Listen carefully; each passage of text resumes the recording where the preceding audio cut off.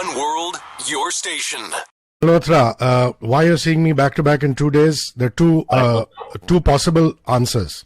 One, that I love you very much and I needed to see you back to back. Two, that I love Kiara very much and I couldn't meet her yesterday. So I've come back today and I've got you as a bonus. I have to believe it's number one, but I'm getting a feeling that you squeezed yourself in today again so that you can because of number two. Because of number two. You're a very intelligent man. I never doubted that for a moment. How are you, Kiara Advani? Now that it's clear why I'm here. I always knew it was the second reason. It had to be. Vishnu sir, எப்படி இருக்கீங்க? Oh my good Lord, Rishi. You speak Tamil. I speak many things, sir, but Tamil is one of them. How are you, sir? Good to see you. I'm very good. Thank you so much. So sit in, Kiara. Lesser known secret. I don't know if your eminent director here told you that even before his directing and filmmaking credentials, he was an actor. He was you know about that? Wow. Oh, Have you ever gone back and seen Iruvar and The Terrorist and Anjali and things like that? And what do you think of his acting skills? he showed us. I think more than a fabulous actor, he's a superb dancer as well. Oh my good God. Actually, we've seen his moves as a child, and I've seen it at live during shoot as well, off camera, of course, off shoot. So yeah, he's a talent come Mondar. Dancing during the war. That's what he was dancing. Yeah, so where did these dancing skills come from? Loyola College in Chennai, or what? Oh my God. Yeah, Loyola. I had studied in Loyola. No, actually dancing is from a very early age, during school days and college, I used to choreograph for colleges, schools. Yeah, so sometimes I choreograph for my film sometimes. So yeah, it just depends. I'm a fanboy, sir. I told Sid yesterday. I was reeling off your films and things like that. So I'm just glad you're working north of the Vindhyas now. I'm going to start with Kiara. Kiara, in these action army dramas, one always is worried that the women might be relegated to side plots or be submissive in front of the so-called macho Fauji. But Dimple, or the way you've played her, is far from that. I like the fact that even in college, during one of the song sequences, she pulls him towards her, kisses him. So she's obviously not content being the coy one, and that must have really appealed to you. Talk to me about that. Yeah, absolutely. I think she's one of the strongest women who I've ever heard of in any of the films that I've played, or anybody I've ever known of, to be honest. And it was such an intriguing story. It was such an intriguing love story to know someone who was so committed in love, and how the way she fought for her love, whether it was standing up, to her family, or whether it was fighting for her love or his dreams. And I feel between Captain Vikram Batra and Dimple, she was probably the one who was more taking charge of certain things in their relationship. And, she was really playing the woman card in a very beautiful way. And just to know someone who can love beyond a lifetime, it was just such a beautiful, intriguing story. And I'm so grateful that we got to meet her, and that she was so gracious to share her story with us. Again, she's sharing her story only because of her love for Captain Vikram Batra, because she is a very private person. She is, socially more. Obviously, she didn't want to be in the limelight, but she did realize that this film was being made, and that I think it's such an important part of his life. And through their relationship, you see you see another side of Captain Vikram Batra, which is so charming. And it's so odd. I mean, everything in the film, every scene between them is so true. It's exactly what she shared with me. It's exactly the way she shared it with me. There's some dialogues also, like the way she said, because he's a bit flamboyant in his gestures, and she would always say, even when I met with her, she was like, he was fully filmy. And those are things that Vishnu sir has used. Those are little, even in the banter between them, he's used all of that in the most emotional scene even. And that was so intriguing. When I heard the narration, for a moment I did think, I said, is this for real, or is this a true story, or is this, and Vishnu sir said every single thing in this film is exact. It went true to, it's his life story. There's nothing that's been added for any other purpose. So I think it's one of the most beautiful parts of his life as well, which I think we all wanted to share. Vishnu sir, I want to come to your technicians, and Sid, you can add to this once he gives me his answer. I remember coming out of a screening of Madras Cafe back in the day and telling Shujit Sarkar and Johnny, which is John Abraham, that, you know, the cinematography was a language of its own. I mean, the way he recreated Jaffna and Sri Lanka by filming in Malaysia and Thailand, and I'm excited that Kamaljit Negi is part of this film. What he's brought to the table as far as your vision is concerned, it's not an easy film to shoot. You've been up in the mountains and things like that. Talk to me about that. Yeah, I think I would call Kamaljit Negi my sweet Pahadi. You know, I call him no offense, but very sweetly, like a monkey man, you know. He is so fast. He climbs like you can't imagine. Whatever equipment you give him, he's got it on him. And by the time you say, okay, let's go see the angle from there, and he's already there. You know, he's already there. I mean, I love his energy a lot. You know, that's what I really love. See, what really worked between both of us, you know, the very first time when we met, myself and Negi sir, you know, so we're doing a film like this and all this kind of things. And, you know, how are you planning? You know, what's your vision? How are you planning to do it? You know, that was the first thing he asked, you know, because I knew. And I had told him, listen, I want to be as real as possible, as raw as possible. And we will just go with the flow. You know, we will plan the shots and everything, and we will try to document the events. You know, let's try to document the scenes, you know, because we'll have great cast, you know, they'll be performing, and let's try to keep either the interiors or the exteriors. See, pretty much, I think the biggest concern was for us is how are we going to pull out the war? You know, that was the biggest concern. That was the most biggest concern, you know, irrespective of all the interiors, exteriors, the way we were planning.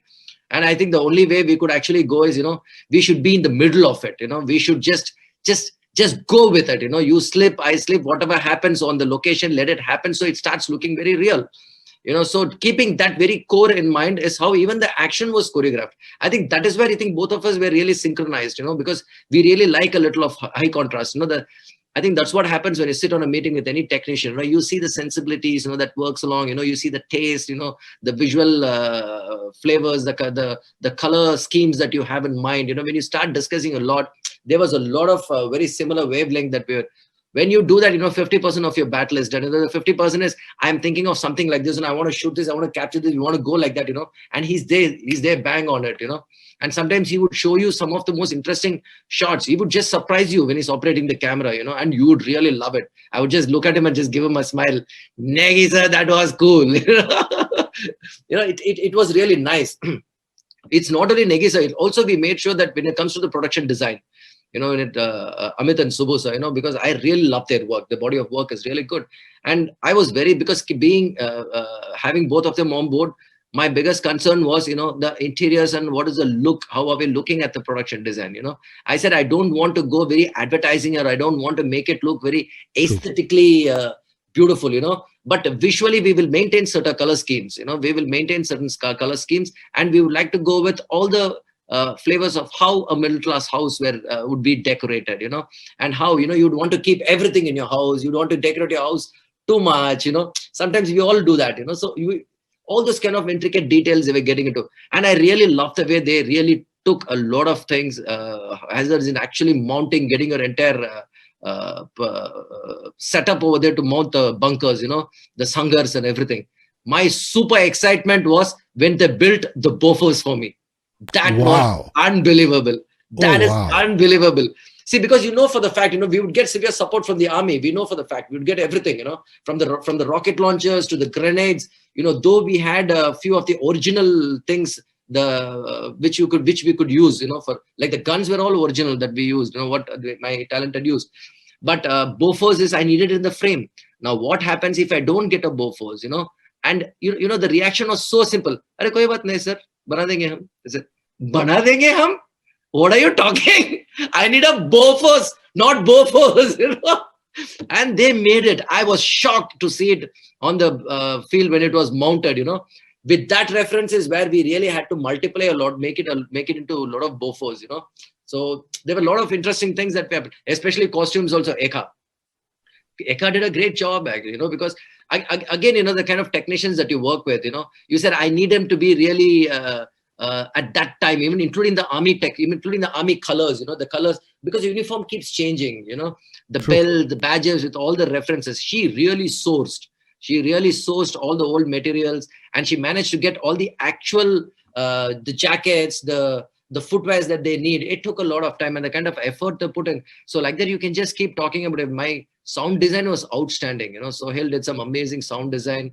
And I mean, now I would be able to talk about my sound design, about my editing, and about my background score, especially, is outstanding. You must have heard it in the trailer. John Stewart Edbury, maestro.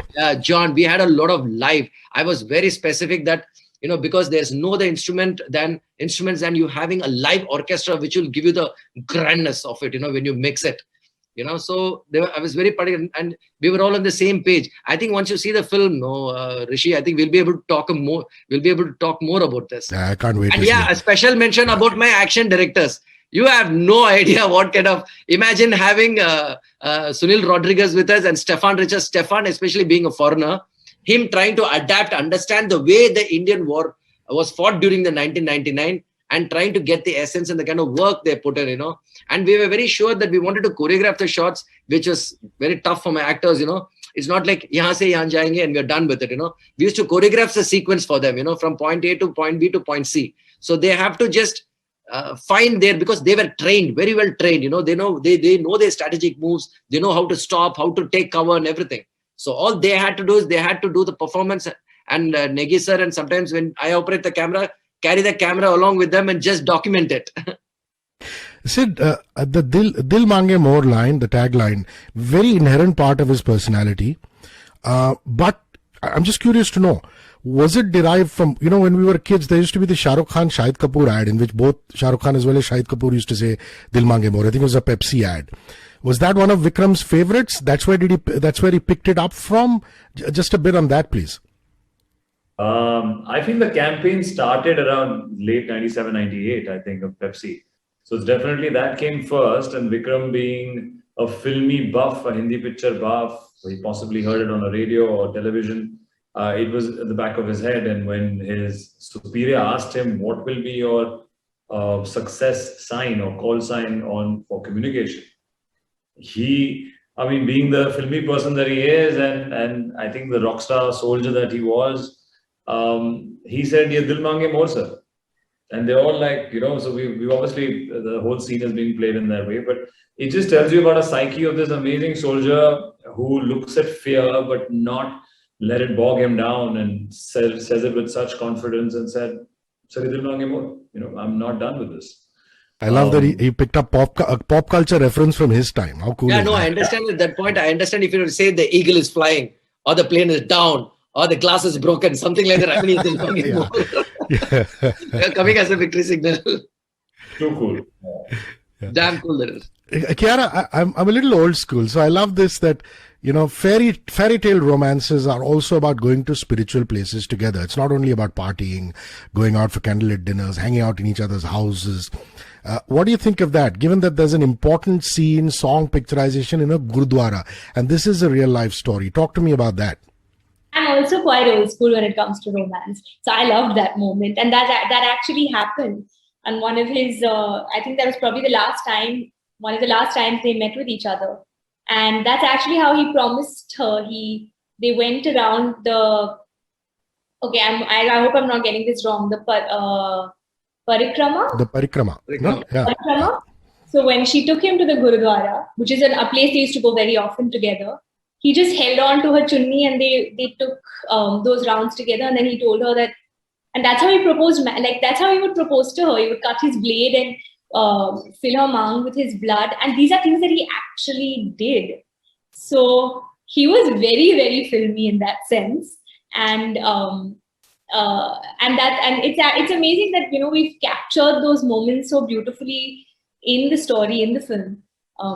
We just kept it very, very authentic. And I thought it was just so beautiful because I'm a complete old school romantic person at heart. So fun fact for all of you, when Shiv Pandit first passed out of Hindu College and came to Bombay to make a career for himself, he was an assistant on my radio show. And his job, and he used to go for auditions through the day and they used to work on my show. and one of his prime jobs was picking up the phone call for dial-in callers. You know, in radio you have those dial-in shows and things like that. And you know, he's a charming chap, and most of the time the girls who used to call in, you know, he used to charm them off and get good callers. So I want to talk about the supporting cast. You know, there's Shiv, there's Nikitan Dheer, Mir Sarwar, exciting Kashmiri actor. Vishnu sir, talk to me about them. Yeah. So when it comes to the casting, you know, most of the characters that are played in the film, you know, when you're talking about the officers or the people in Kashmir and all of them, you know, most of the characters are from real life, you know. So that is one. And we were very sure that, you know, we wanted to cast somebody because I have seen all of them, you know, I've seen all of them pretty much, you know, and interacted with all of them. So all I need to do is, you know, it's not about let's find this actor or let's find this. You know, when you meet actors, you know this person is, from the way they speak or from the way they are, you know that this person is very close to that character who I met in real life. By the end of everybody were casted like that, irrespective of their body of works or anything, you know. And I should be telling you that, you know, when it comes to Shiv or Niketan or Veer Sarwar, Shataf and all of them, you know, I have again a brilliant supporting cast. You know, I should definitely tell you that. And I really have a brilliant supporting cast, because by the end of the film, when I just see, when I put all my real cast and my real cast together, you know, I am taken by surprise. Tamil solana naane yosi romba shock aiten na paatittu. I said, hey, they're not bad, man. They look very similar. It's probably maybe from your vision, you think they... Correct, correct, you're right. Because you know, that actor is very close to the real life. And sometimes when I get a third perspective from people from outside reacting to that, you know, that's very interesting when you see that. I'm really hoping to see if people can really catch that part of it, you know, You know, that's what really worked in my casting, you know. So which is really, especially, you know, to play somebody like Sanjeev Jamwal, you know, Captain Sanjeev Jamwal at that point, who actually was fighting alongside with Captain Vikram Batra and capturing 5140. And we had some, not only on-screen thing, also off-screen, we had the real officers who came and spent a lot of time. You know, Sanjeev Jamwal who came, you know, there was so much of work that went in, you know. There's so much of work that my actors went in sitting, you know, interacting with them. And you know, it's like children, you know, standing at the candy store and looking. That's how we were looking at those people. You know, it's like, man, are these people real? You know, they're coming in front of you. They are talking exactly what had happened, you know. And that inspired most of the cast, you know, the supporting cast, whoever were there, you know, that inspired a lot of them, which actually drove them to the end, irrespective of the low oxygen, irrespective of all the tortures that they had to go through. Yeah, we had a very strong supporting cast. Kiara, going to the mountains in Kargil Divas, I believe General Rawat gave a speech.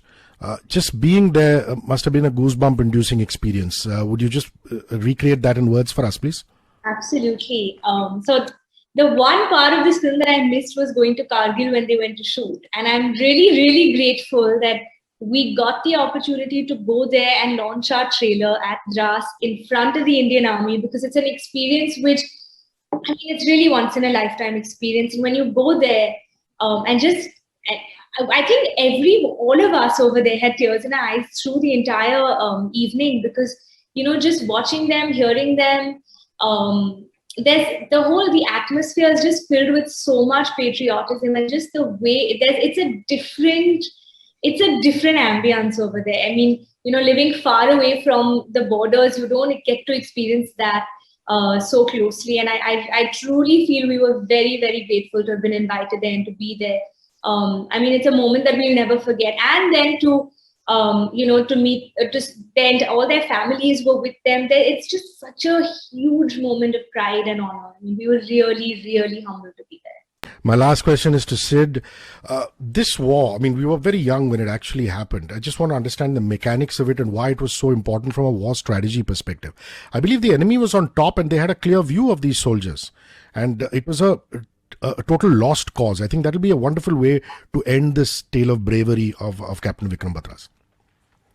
Well, yes. Factually, it's all documented that the enemy had captured certain peaks during peak winter, which they were not supposed to. And once you do that, you have a vantage point looking down. And Kargil, being Kargil, actually has no grass or trees to really give you shade or cover if you want to use it for tactical purposes. It's predominantly made of massive rocks and then small, portions of again smaller rocks which are very sharp. So it becomes extremely challenging for any military to go upwards when the enemy is sitting on top. So that's what caused so many of our soldiers to sacrifice their lives, around 500 plus of them, and that's the reason we want people to watch Shershaah. It's an oath to all the soldiers, not only Captain Vikram Batra, who went through such extreme challenges in such difficult conditions for all our safety, to safeguard the largest democracy in the world. And I think they need to understand how difficult it was, and hopefully after Shershaah they'll get a jhalak of it and an understanding of it. Can't wait to watch it. Thank you for your time, Kiara. Thank you, Sid. Sir, Pakala. Bye-bye. Kandipa, thank you so much, Rishikesh. Thank you so much. Lovely talking to you. Kandipa Pakla. Thank you, Rishikesh. Bye. Bye. One world, your station.